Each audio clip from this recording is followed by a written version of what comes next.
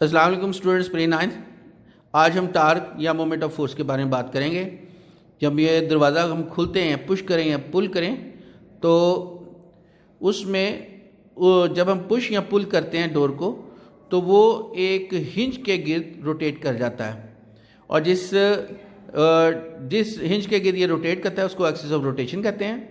और ये जो डोर है ये खुलता या बंद होता है टर्निंग इफेक्ट ऑफ फोर्स की वजह से। सबसे पहले हम इन दोनों बातों की, एक्सिस ऑफ रोटेशन और turning effect of force upon a body की वजाहत करने से पहले हम एक रिजिड बॉडी की डेफिनेशन पढ़ेंगे।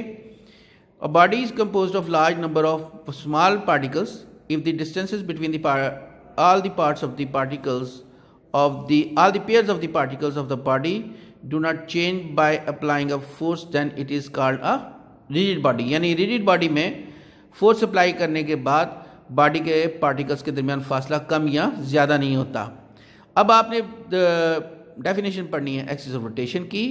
एक रिजिड बॉडी को अगर कंसिडर करें जो एक लाइन के गिर्द रोटेट कर रही है, जब वो लाइन के गिर्द रोटेट करती है तो particles of the body move in circle with their centres all lying on the same line.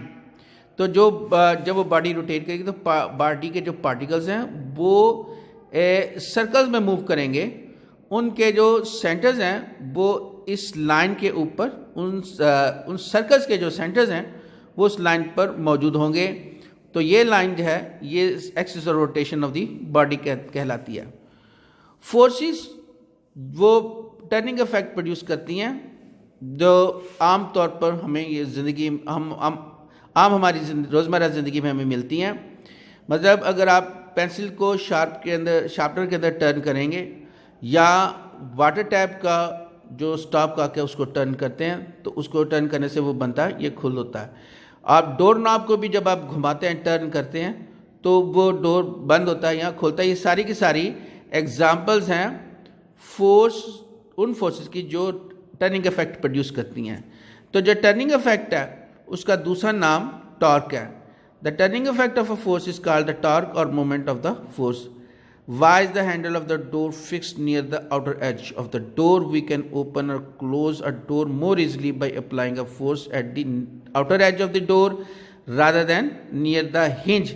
जिस डोर के जो हैंडल है डोर का, वो दरवाजे के बाहरी किनारे पर रखा जाता है, और ये इसलिए रखा जाता है कि जब हम पुश या पुल करते हैं तो इससे टर्निंग इफेक्ट ज़्यादा हो जाता है। इसलिए वो लोकेशन जहाँ पे फोर्स लगती है बॉडी को टर्न करने के लिए वो बहुत ज़्यादा अहम है। मसलन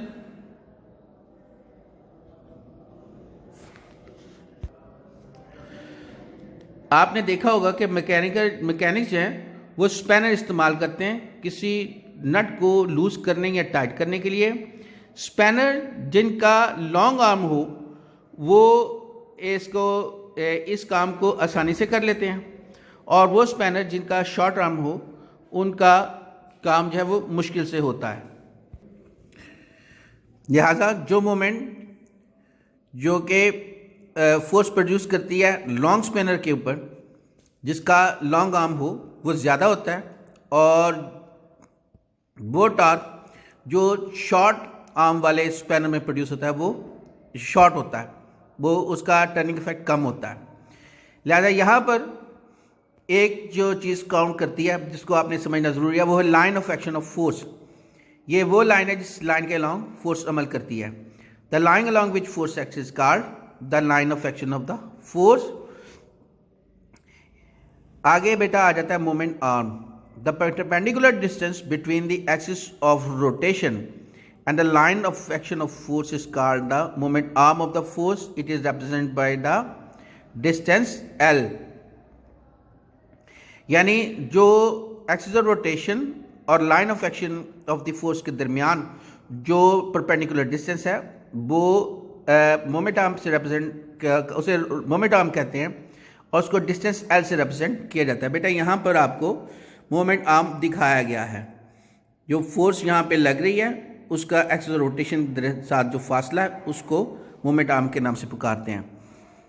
उसके बाद द टार्क और moment of force depends on the force f and the moment arm L of the force. यानी जो टर्निंग इफेक्ट है, यहाँ एक फोर्स जो टार्क प्रोड्यूस करती है उसका निसार दोनों बातों पर है, लगने वाली फोर्स पर भी और मोमेंट आर्म के डिस्टेंस पर भी। Greater the force greater the moment of force, similarly longer is the moment arm greater is the moment of force. यानी फोर्स ज़्यादा होगी तभी टॉर्क ज़्यादा होगा, और मोमेंट आर्म की लेंथ ज़्यादा होगी तभी मोमेंट टॉर्क ज़्यादा होगा। लिहाजा द मोमेंट ऑफ फोर्स और torque t is determined by the product of the force f and the number of moment arm L.